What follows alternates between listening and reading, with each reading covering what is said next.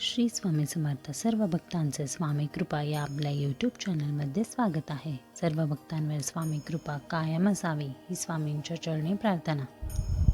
आज आपण व्हिडिओमध्ये पाहणार आहोत हनुमान चालिसाचे पठण करताना कोणत्या चुका करू नये, तसेच हनुमान चालिसाचे रोज नियमितपणे पठण केल्यास कोणते लाभ होतात.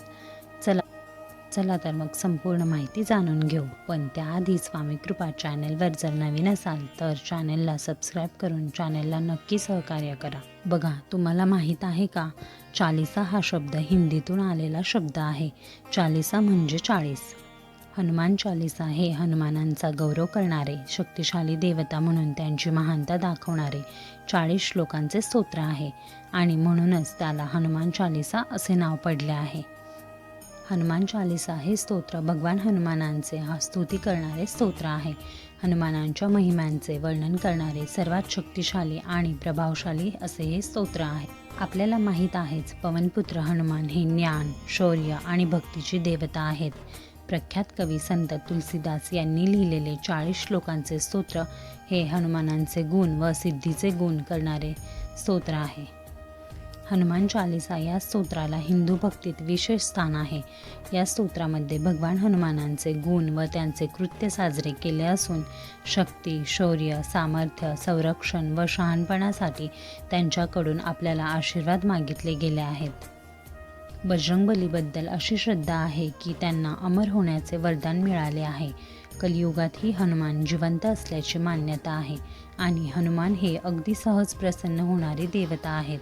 त्यांची पूजा केल्याने माणसाच्या सर्व मनोकामना पूर्ण होऊन संकटे दूर होतात. तसेच हनुमान चालिसा स्तोत्राचे सलग 40 दिवस पठण केल्यास पितृदोष, मंगलदोष, राहू केतू दोष अशा सर्व दोषांपासून मुक्तता मिळते. सर्व संकटांपासून मुक्ती मिळते. हनुमान चालिसाचे पठण करण्याचा आदर्श काळ हा ब्रह्ममुहूर्ताचा काळ आहे. कारण हा काळ कोणतेही आध्यात्मिक कार्याची सुरुवात करण्यासाठी अत्यंत शुभ काळ मानला जातो.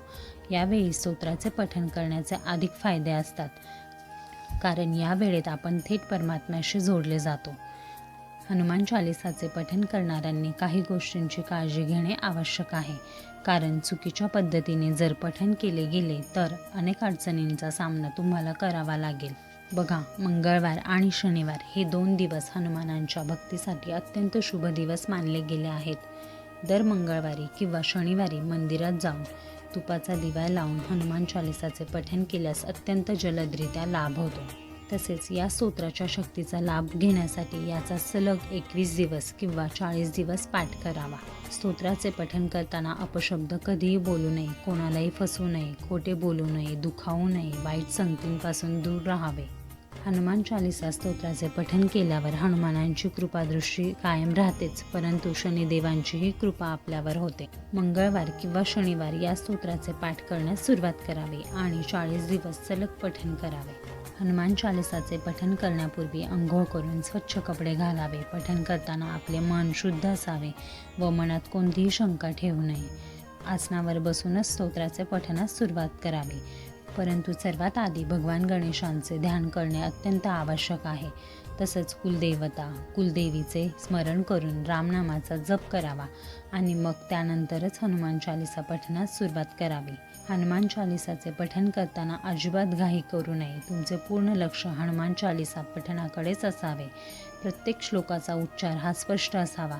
तसेच हनुमान चालिसा मध्येच सोडू नये, नाहीतर अशुभ गोष्टींना सामोरे जावे लागते. हनुमान चालिसा पठण करताना कोणाशीही बोलू नये. हनुमान चालिसेचे अगदी मनापासून पठण करावे.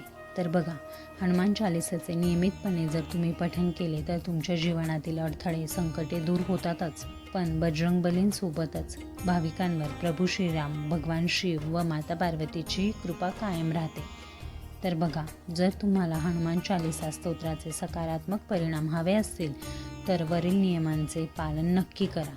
तर मी सांगितलेली माहिती आवडल्यास व्हिडिओला लाईक, कमेंट, शेअर नक्की करा. तसंच नवनवीन व्हिडिओसाठी स्वामी कृपा चॅनलला सबस्क्राईब करायला विसरू नका. धन्यवाद.